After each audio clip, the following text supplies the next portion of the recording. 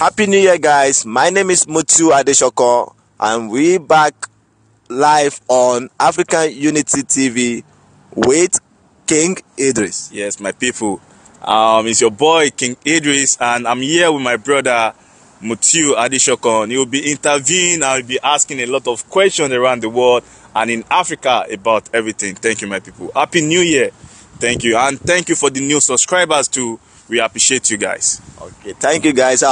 Just like what he just said, I'll be interviewing Mr. Idris and asking him questions about what is going on around the world and in Africa as well. So, King Idris, my first question will be, what do you think about Guinness Book of Record breaking in Africa? Guinness Book of Record breaking in Africa. A lot of people have been trying to break a lot of records in Africa. I mean, the Guinness Book of Record, like the Sing-a-thon from our sister in Ghana, Asantewa, and we see Hilda Basi from Nigeria, the cooking record breaking too, that he cooked for days, and a lot of people really know it's a good thing in Africa. It's a good thing in Africa, but we have a lot to do, because a lot of records need to be breakthrough too by a lot of Africans, because it's not only even about Nigerians, and it's not only even about Ghanaians. There's a lot, because there's a new record breaking going on in Ghana now. A cooking Falila too in Ghana trying to break another record. There's a lot of records that need to be break in Africa. A lot of people have been doing this. We see the guy that come from India, the other guy, the Sing-a-thon record that Asantewa, our sister Asantewa from Ghana, broke. So we saw the guy from India. He came down to Ghana to appreciate and to support our sister in Ghana. So there's a lot of other records that need to be breaking in Africa. It's not only in Ghana or Nigeria. There's a lot of other records. Guinness Book of Records talks about human activities. Okay. In sports, in music, in every day-to-day activities, what human being can do, like what you can do extraordinary than other people, what you can do differently, how can you make other impact, how can you make other changes in new things going around the world. That's what the Guinness Book of Record is being made for. So there's a lot of other Africans too that need to match up and think about other things to do, like our sister Asantewa from Ghana think about the Sing-a-thon, and she sang only Ghana music. She sang only Ghana music at the Sing-a-thon Guinness Book of Record breaking in Ghana, in Akwaba village. It's a beautiful thing, and that's the reason why the musicians in Ghana knows this is a beautiful look on the culture and the and the tradition and the heritage of Ghana. That's why you see a lot of notable people like Shatta Wale, a lot of musicians, Tomboy, Asamagian, as the footballer, they came through to pay their own respect to this sister, because she's making big changes in Ghana music and culture. So the Guinness Book of Record breaking in Africa, it truly is a new thing, because we've seen a lot of other records that a lot of people are trying to break.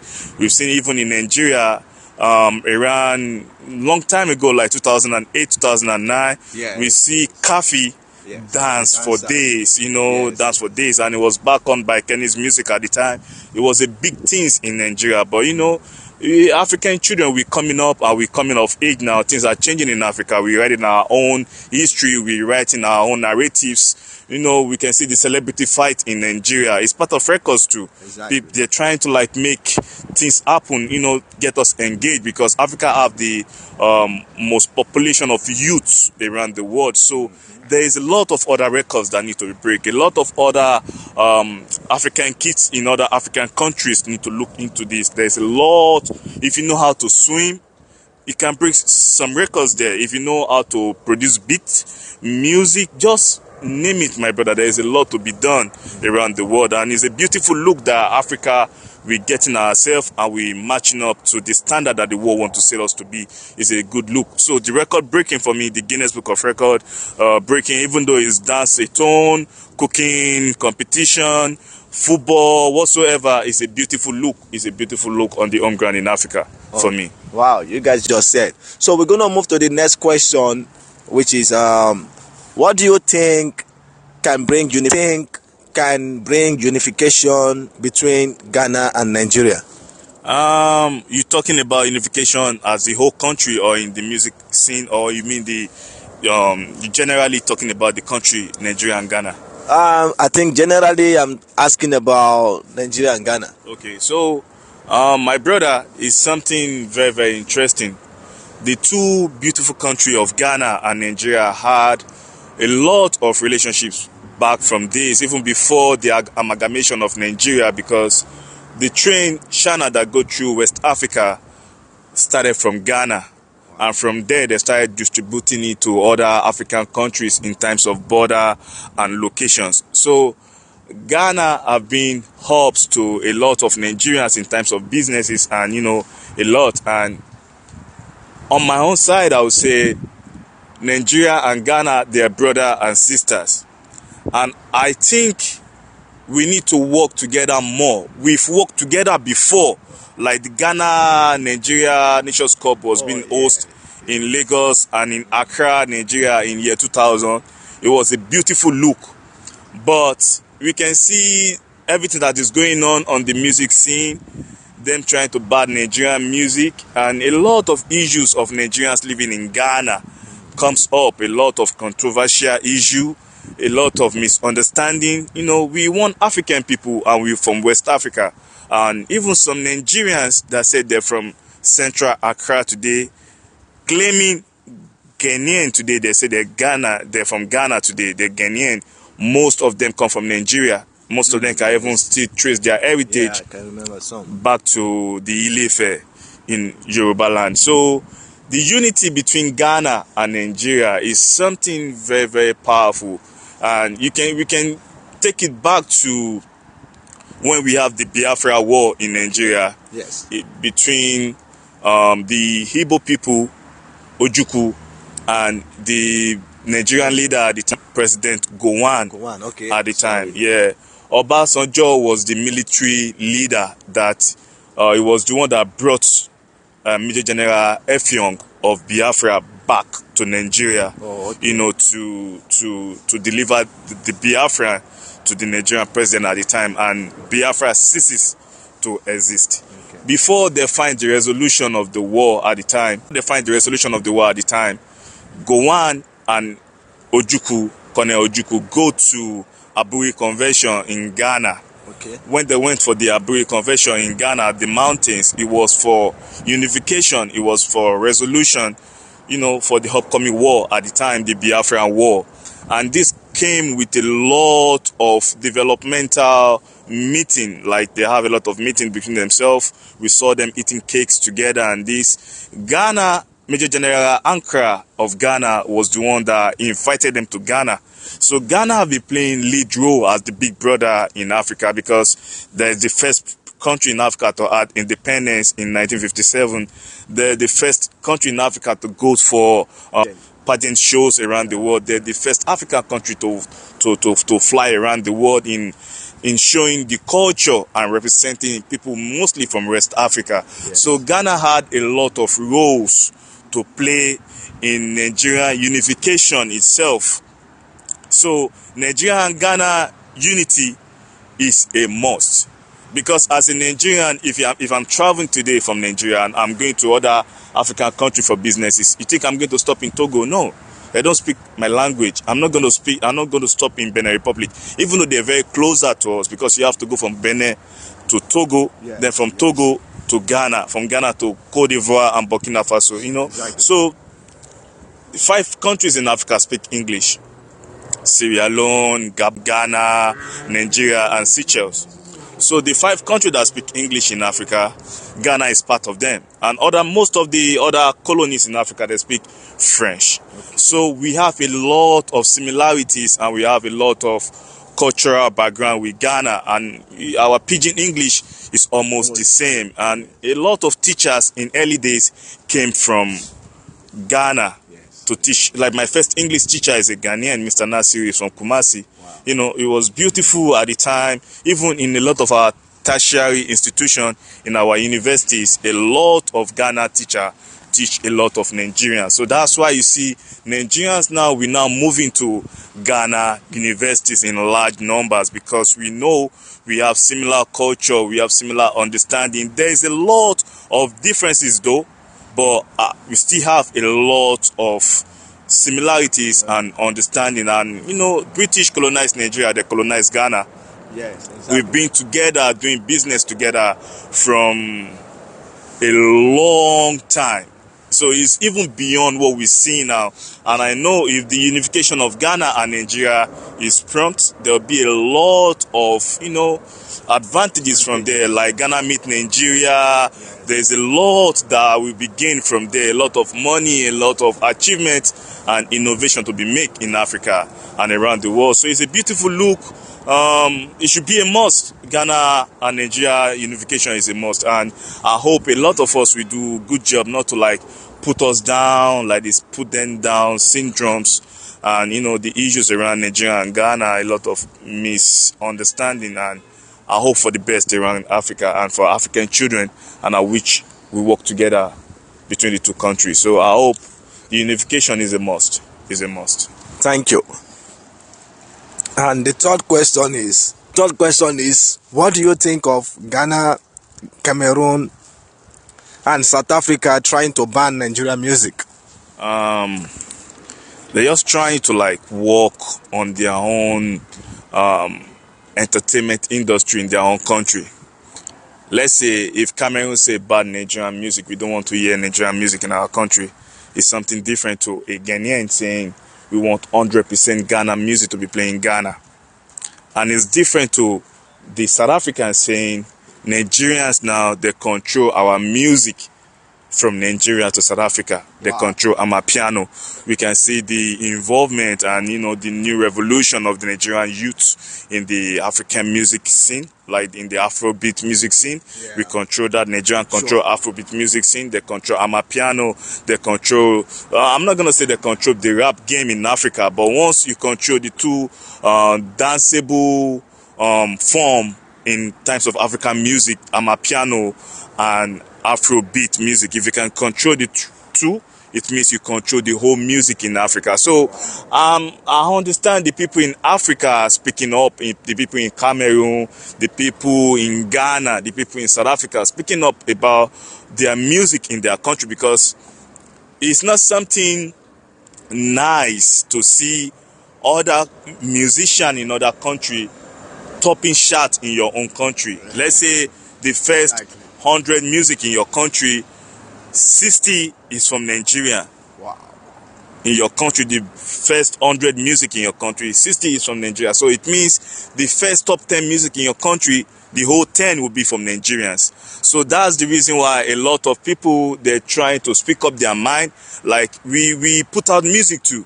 We do acting too. So how do we want to make money when you the only people that control the market space?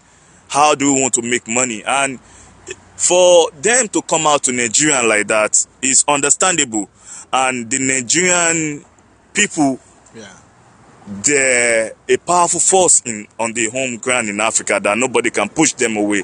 Let's say everybody put their stuff on the internet. Being you an actress, an actor, you do music, any form of whatsoever you do, you have to put it on the internet for visible understanding of people and for patronage. So Nigerian have 122 million people that use internet.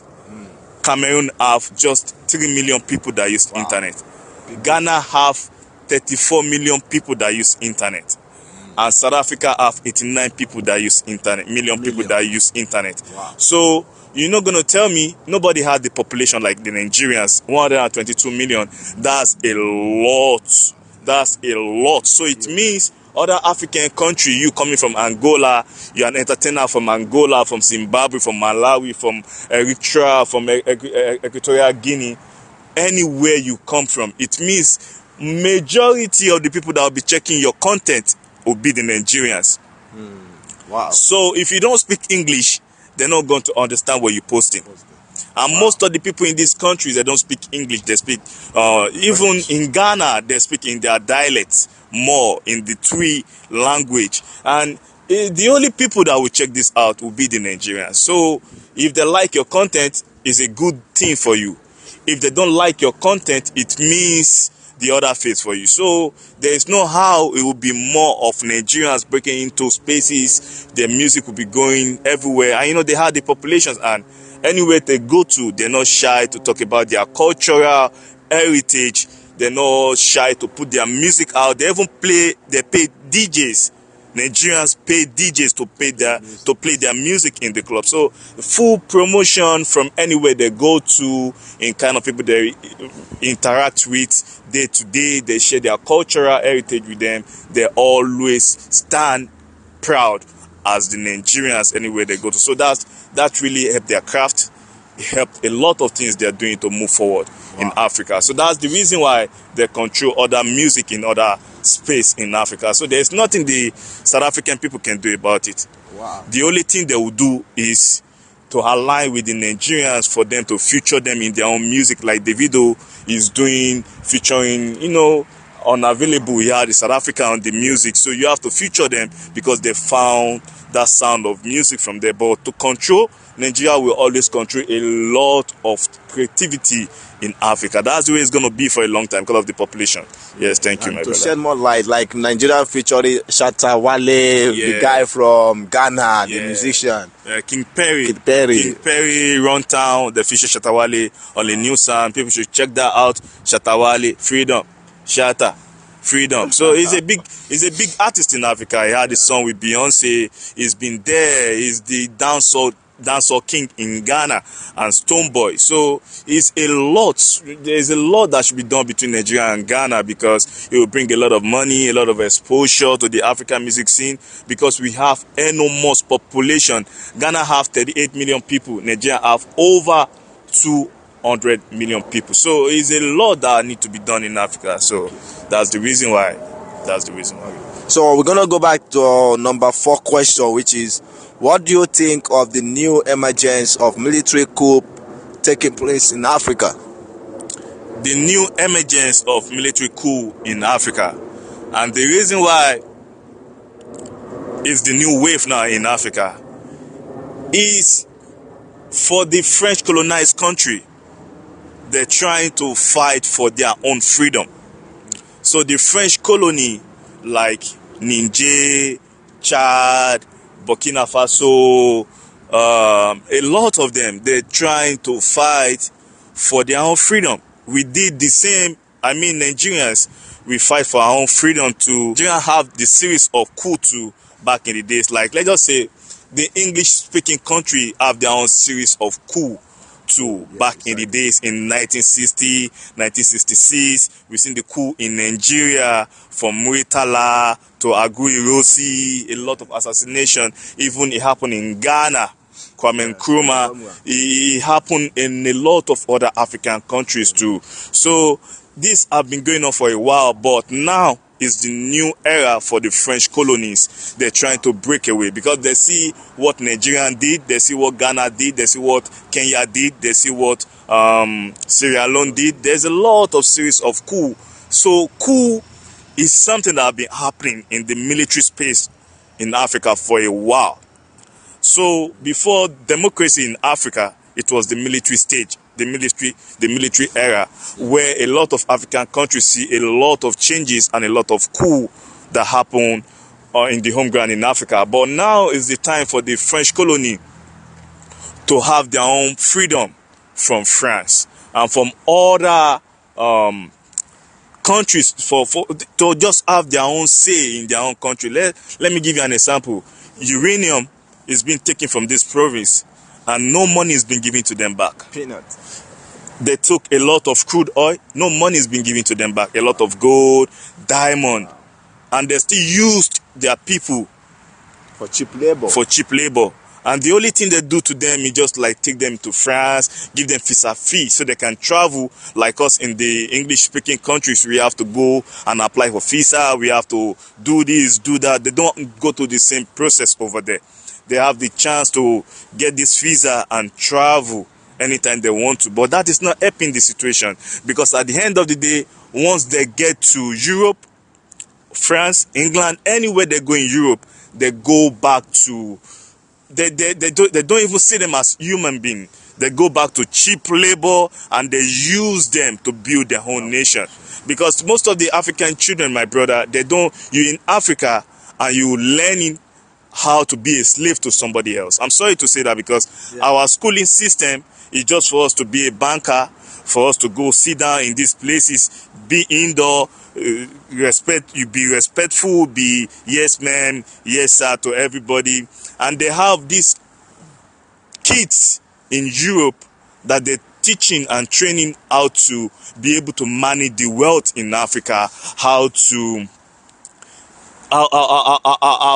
mine goats, how to build cars, how to build a lot of new innovation that is going to benefit people in Africa. And in Africa, they're teaching us how to grow up and go over there abroad in Europe, in America, everywhere, to go work for them. So it's a different developmental space.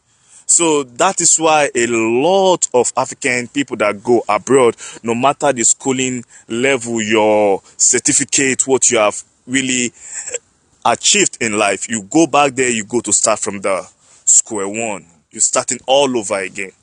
So it's something different, and the French president have come out to speak a lot, diminish African women, that we have too many babies, diminish the French colony, that they don't learn in time, they don't understand in time. There was a time he went to Nigeria, the French president, current French president, Emmanuel Macron. He went to Nigeria at the Nollywood stage play, and he was saying, you guys are better than these people in the French colony. And he did not even have the right to say that, because this French colony, they feed France. Exactly. Without these people, the French economy will be nothing. So that's the reason why the younger generation of the African youth in this province, like Niger, Chad, Burkina Faso, they're coming out to speak and say, we out here to take our future in our hand and take our power back, because this is our country. And on the other side, let me use Ibrahim Traore in Burkina Faso as an example. Thomas Sankara, when they took him out, the same level, same age, 35 years of age, same level in the military, Ibrahim Traore is the same level with Thomas Sankara.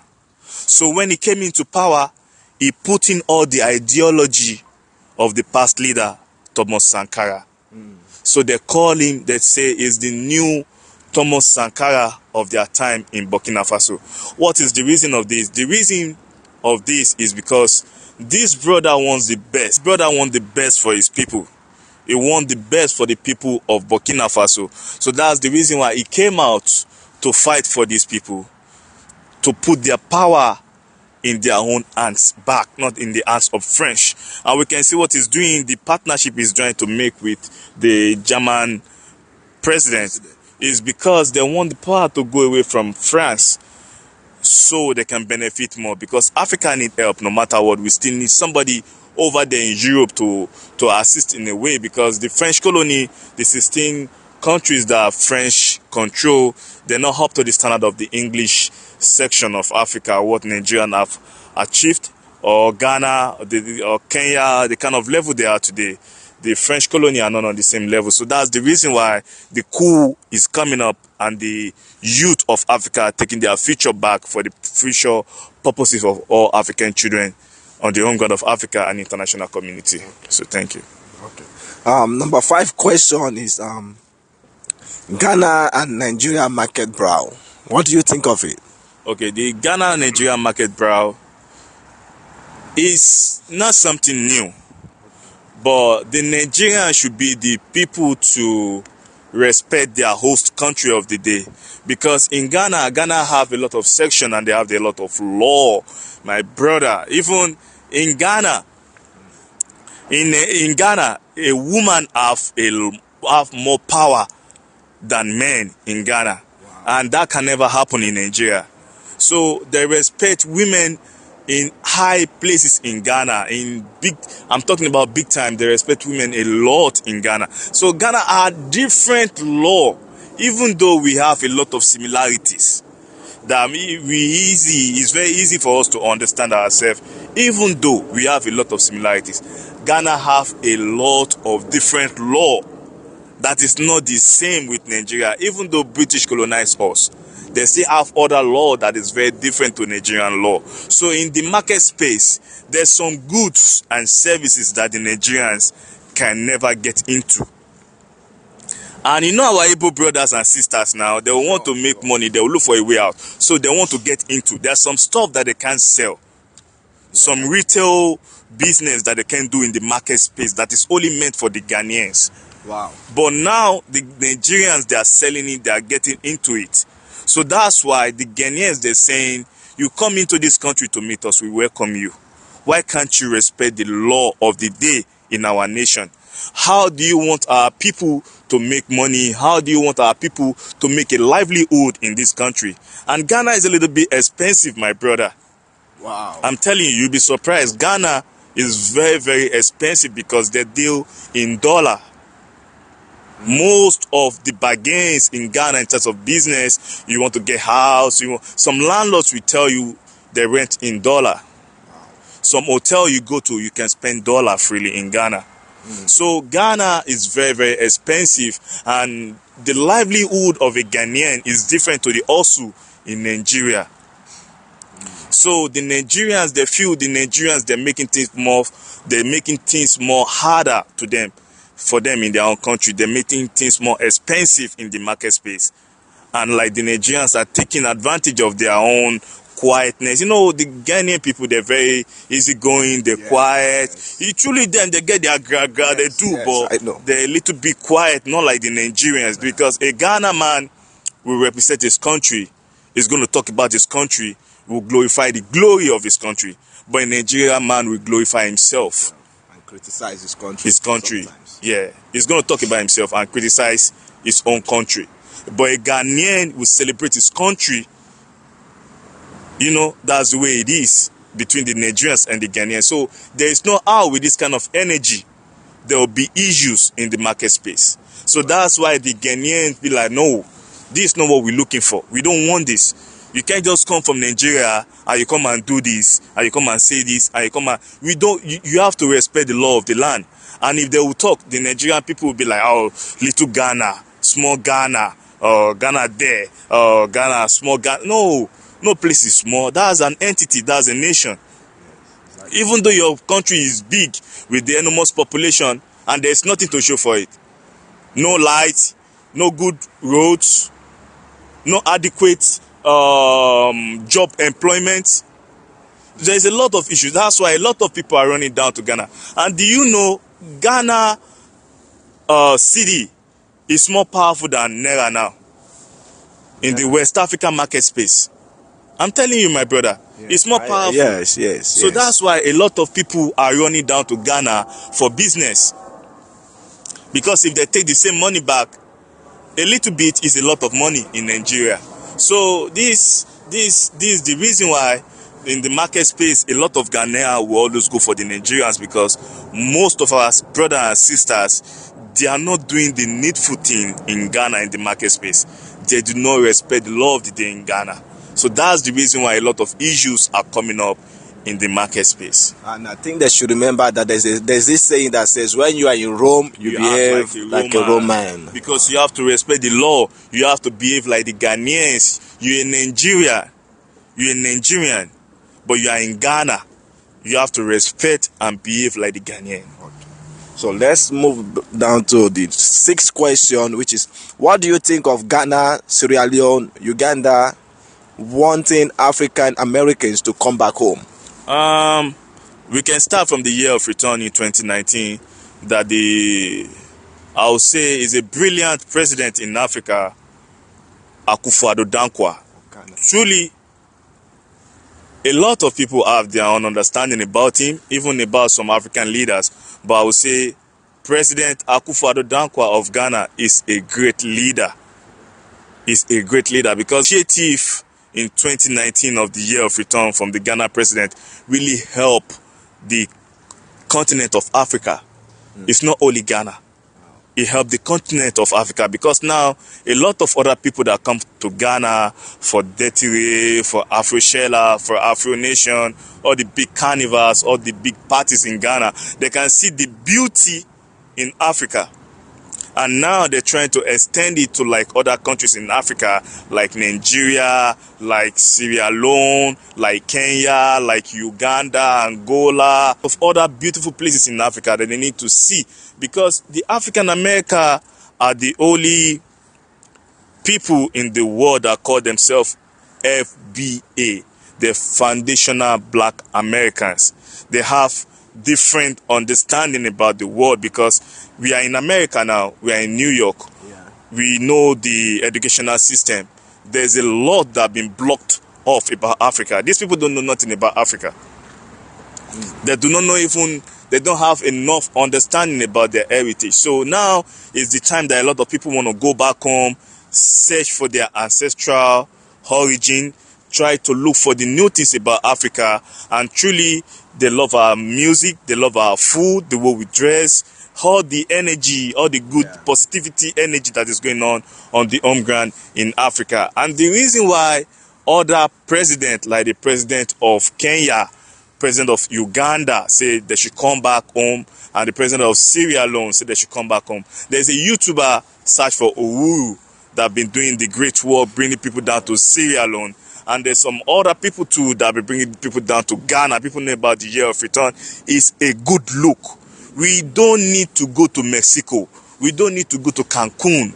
We don't need to go to Dominican Republic. We don't need to go to Venezuela. I'm not saying we shouldn't go. People know on my platform I preach about unity. I talk about unification, togetherness, oneness. That's what I preach about. But we don't need to go to this other country. We can come to Africa to know more about Africa. Because somebody that speaks Spanish, most of their vacation is to the other country that speaks Spanish, Spanish-speaking countries. But we go to these other countries and something happened to us. Kidnapping, extortion. And we don't even understand what they're saying sometimes. I'm telling you, it's very different to what we understand and what we used to. So why wouldn't they come to Africa? Where is their truly home, where they truly come from? So for this initiative and the president of Ghana, President Akufo-Addo to start the initiative in Africa, which some other countries are making a concrete foundation on, like Nigeria, like Sierra Leone, like Kenya, like Uganda, is a beautiful look on the home ground in Africa. Because in the 21st century, this age that we are today, we need a lot of African children to come back home. It's not only African American. We're talking about people in Britain, England, you're in Europe, France, anywhere you come around, even in Japan, come back home. We